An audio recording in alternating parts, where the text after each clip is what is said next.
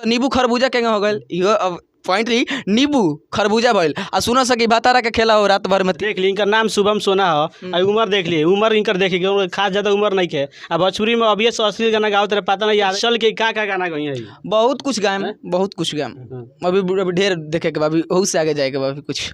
आगे भी तनी नाव खेवे के बा अभी कुछ गा देबो कुछ ना गायम भैया मान के चली कि जोन हमार पब्लिक जोन मांगी हम चैनल पर डाले हम ऐसा बात नहीं खे हम भक्तियों गाना अभी अब हमारे जस्ट गाना रिलीज भरे जो हमारा जाड़ा स्पेशल था अभी रिलीज भरे और तो एगो हमारा गाना रिलीज भरे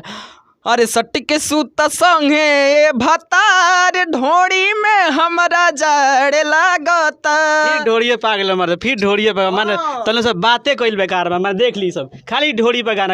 गाना गा गा के समाज के पूरा इ लोग गंदा कर देता इतना ना बेकार ढोड़िया में गइले से काम मिलता तो पब्लिक से पूछ सकता नहीं कि भोजपुरी में अक्सर देखा जाता है खाली ढोड़ी पे ही गाना आ रहा है क्या पता नहीं क्या कारण है कि अक्सर कलाकार जो है भोजपुरी ढोड़ी पे ही गाना गा रहा है एक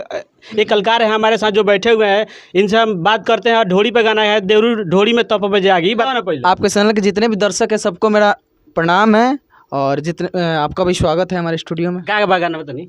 कि हमारा ढोड़ी में तप बजागी ये देवरू ठंडा न लागी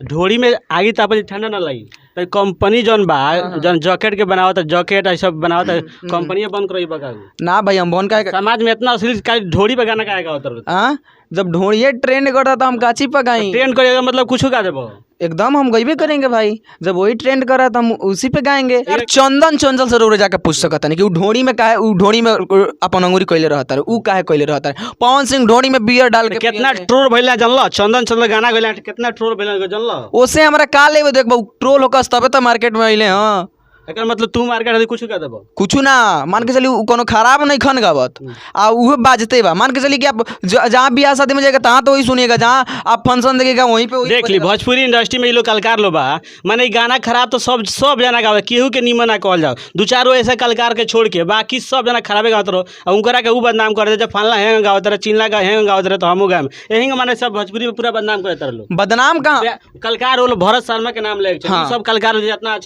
अच्छा गाना गा तो ई कौन बात आज भी लोग के नाम तो उहे बात बे एहू जा जब कहत रे भरत शर्मा के नाम ने लिया तो हम उनके रिलेटेड गइले बानी कोनो खराब अरे पियावा सिवान से हरे अनहरे भइले आई देवर तनी देहिया प डाले दर जाई तो ई तो गाना सिबल तू गइले बड़े गाना तो पहले गाना हो पहले के गाना ह तो एकरे के हमनी के तनी अब नया तो चलत मान के चली सब नया भी ट्रेंड अभी ढोड़ी ट्रेंडे कर रहा था हम उसी पे सोचे कि अब जब उसका जब रजाई डालिए दी है भरत शर्मा जब रजाई डालिए दिए हैं तो हम सोचे कि जब उनका तो मान के चले जब 2-3 घंटा सोई होंगे तो ढोड़ी में कम आगे हाँ आगे 12 तो नहीं खी मान के चलिए ऊपर हाथ धले तो हाथ गरम हो सकता पूरा हिट हो गई।